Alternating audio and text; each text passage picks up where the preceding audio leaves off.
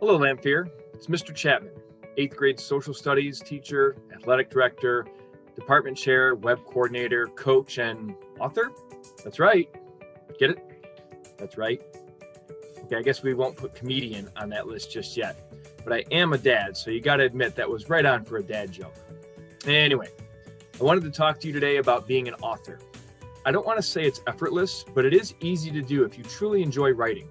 In this video, I'll tell you a little bit about me and my writing background, answer the question of why be a writer, and give you some strategies, suggestions, and hopefully some motivation that can help you become an even better writer for whatever kind of project you want or need to do.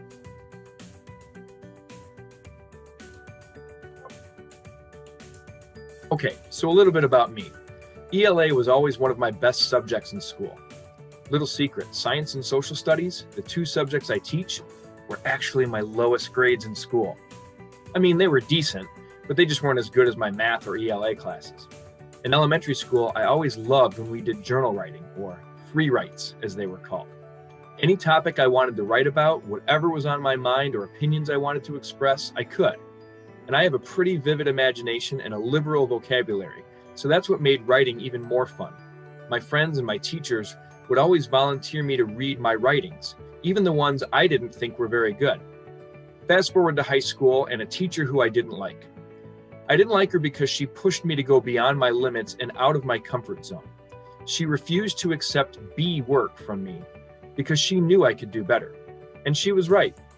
Reading was never one of my strong points in school, but what I didn't realize is that, like anything in life, you'll never get better unless you work at it, even if it seems hard at first. And if what you're doing makes you uncomfortable, you have to be willing to outwork the struggle if you want to get to a place of satisfaction. It's like being out in the middle of a big lake in a rowboat. You're hungry, you're hot, you need to get to shore. If you wait for someone to rescue you or for the current to bring you there, it might take a long time, and sometimes the currents can be unpredictable. If you paddle with just one oar, you're likely to go in circles and not make much progress. But if you use both oars and are willing to put in the sweat now, you'll reach the shore and be better off than the person who didn't want to row and is still out there in the middle of that big lake. I had Mrs. Sankiewicz for 3 years, and for 2.5 of those years, I really didn't get along with her. She gave a lot of work and relatively minimal time to get it done. But she believed in me and pushed me to get better than I was and to be better than good. She knew I could be great. "You have a gift, Tim," she said, "and as long as I can work with you, I will not let you make it anything less than great." It wasn't fun for me at first, but slowly I started to see what it was that she was doing, and that she not only believed in me, but more than some of my family or friends, she pushed me with tough love. After graduation, my parents suggested that I invite one teacher to my graduation party. I invited two. One was my football coach, who was recently inducted into the Michigan High School Hall of Fame, and the other was Mrs. Sankiewicz. I remember she showed up and laughed when I opened the door, and she said, "Tim, when I got your invitation, I didn't know whether to laugh or to cry." She then handed me a small box. Inside was a ballpoint pen, a nice pen. She said, "I know someday you'll be a great sports writer and maybe even an author. When you do, I hope you can use this pen to sign your contract and write down your great ideas." I went to Central Michigan University for college, one of the better sports broadcasting and journalism schools in the state. While I started out doing that, I eventually switched to education because I wanted to have a career where I could make an impact on other people, to be the change I wanted to see in the world. I felt there were things that some of my teachers never did for me that I hoped to offer to my future students. And I wanted to coach too, so teaching was a perfect avenue for that. But even in 16 years of teaching and 14 years of coaching, I still wrote. Those who know me know I follow the game of college football very closely. So I would often visit football websites, message boards, and other forms of public social media. One day, the owner of a national college football site emailed me out of the blue and said he really liked the opinions and articles I would post on their site and offered me a side job as a writer. I did that for 3 years while I was in college until I started teaching and chose to focus on getting started as a great teacher and come back to writing when I missed it. The same thing happened about 5 years ago for the current national football site I write for. I contacted the editor of the site and asked if I could freelance write for the Northwestern football team. He admired my passion and asked me to send him a couple writing samples. I did, and he said he was very impressed and asked where I got my journalism degree from. I told him I actually didn't have a degree. I was a teacher, but my passion for writing has driven me to learn as I go. I've written over 300 college football articles, 10 published newspaper articles for the CMU campus newspaper, the Oakland Press, and the Detroit Free Press, and even a couple educational articles on academic websites. I've also published 4 short children's books, written primarily for my 2 daughters, Lily and Addie. And recently I accomplished another literary dream of mine, publishing a hardbound book. It's called Champion Underdog. It's the true story of a football team made up of 100 players that were not highly recruited, playing for a school that had 23 straight losing seasons, with hardly any fans or support from their administration or even their own families. But what they did have was a coach who had won at his previous schools and knew that if everyone was willing to do the work that needed to be done and do it without caring what anyone thought of them, they'd be winners. And they did. They went from winning 3 games the year before and finishing at the bottom of their conference to winning the Big Ten championship the next year, playing in the Rose Bowl, and making appearances on Good Morning America, The Tonight Show, and even being honored as the first college team to be featured on the Wheaties cereal box. And since then, only 11 college teams have ever been on the Wheaties box in 86 years of production. I don't rattle off these accolades to brag to you, but to show you that it can happen, and you don't have to have a fancy degree in writing. You don't have to be the top scholar, nor do you have to have professional experience to get your writing published.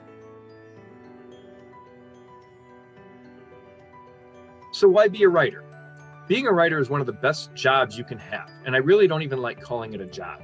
It's more of a passion for which you can get paid. You're your own boss. It allows you to use one of your best instruments, your creative mind. It's the perfect example of our First Amendment of right to freedom of expression. It's a way to impart your knowledge and wisdom to the world around you.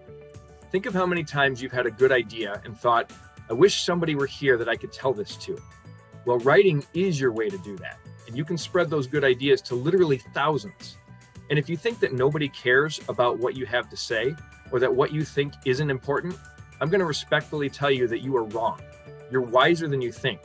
And while not everybody may care to hear what you have to say, there's always somebody who will like to listen to what you know. Writing is a way for us to get closer to our passions. In life, there will be things we have to do, but then also things we want to do, things we want to know. Maybe you really enjoy music, or video games, or the outdoors, cooking, true crime, whatever it is. Writing is a way to approach what we love and also connects us to others that share those same interests. Because as human beings, whether we will admit it or not, we always have a need for connection and a want for commonality. When you write, you are indirectly bringing yourself closer to those connections that can be so important for our lives. And writing is so easy to access. It's something we can do in addition to whatever else we already do. Earlier, I listed off a bunch of different roles I have, but I still write, and I can write as often as I want to. It doesn't take a lot of resources. You can do it with just a pen and paper. You can hop onto a computer and put your thoughts down. Heck, even now you can dictate your story by talking into a microphone, and your words will be transcribed onto the screen. Writing is also timeless. Think about the things that we sometimes read. They may come from a week ago, 5 years ago, and sometimes even well before we were born. Writing is a good way to leave a legacy that people can access for generations. It's also a good way to make some money, especially if someone values your efforts.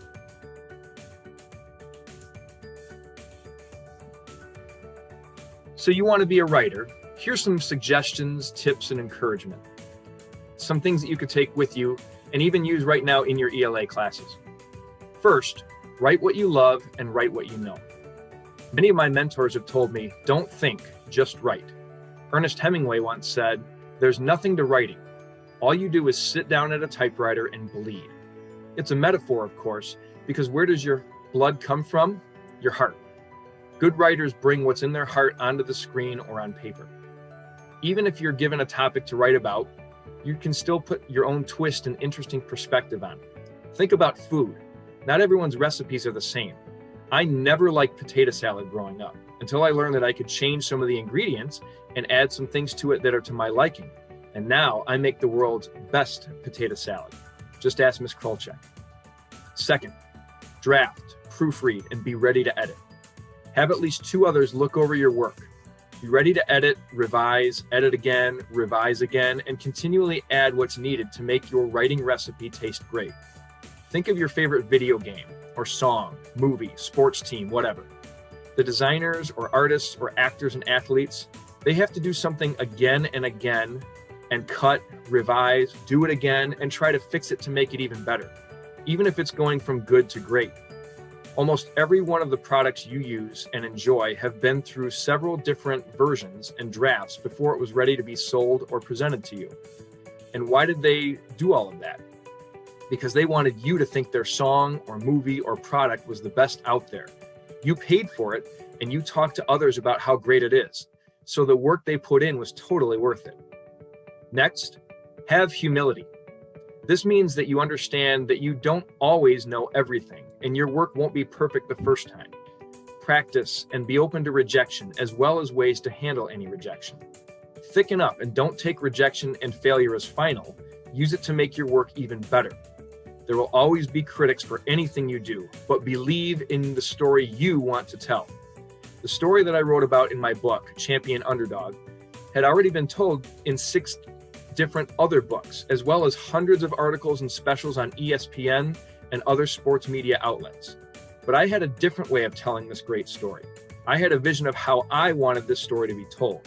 And about a month ago, I got an email from Coach Gary Barnett, one of the main characters of my book.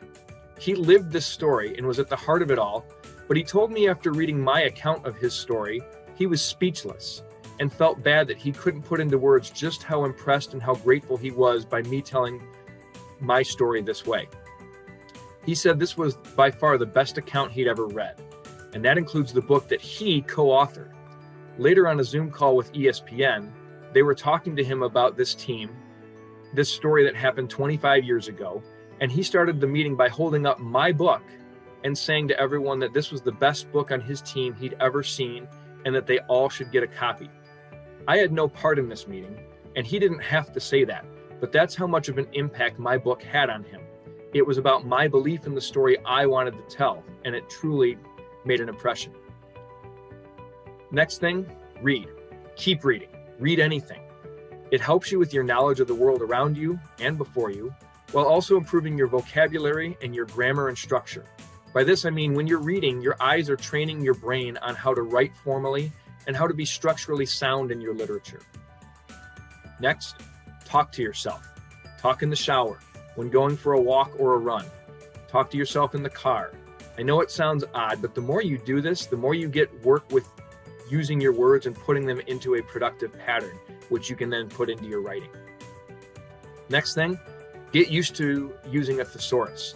Thesaurus.com is one of the sites I frequent the most as a writer, because it's important to be diverse in your vocabulary.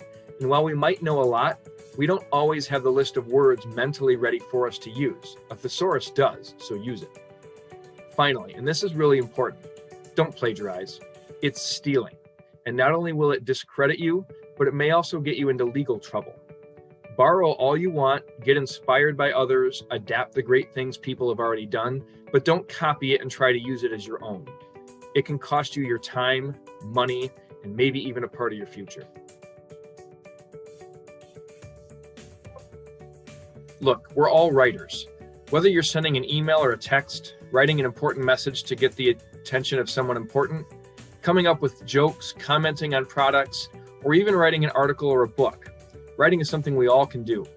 If this video encouraged you in any way to think about the possibilities that writing can open up for you, then I'm happy. And even if writing still doesn't interest you, understand that whatever passions you have or goals you hope to achieve, know that there's always a path to get there. Remember though, it's about the habits we form in life, and it starts right now at your age and all that you do in and out of school. Bad habits can be hard to break and can eventually break you. Good habits can make you good and have it. For anyone interested, I'll be hosting a live Zoom session where you can interact with me and ask any relevant questions you'd like answers to about writing, about my experiences, about potential opportunities you could pursue, whatever. The dates and times will be emailed to you and your families. And again, I encourage you to look for my book, Champion Underdog, on Amazon. Even if you're not a sports fan, I think you'd enjoy this true story of a team of nobodies who beat the heck out of adversity and the doubters, a story about the interesting, unique, and diverse characters who bonded and built their success together and remain successful and wealthy to this day in things far greater than football. Have a great day, everyone. Keep the faith and make happy happen.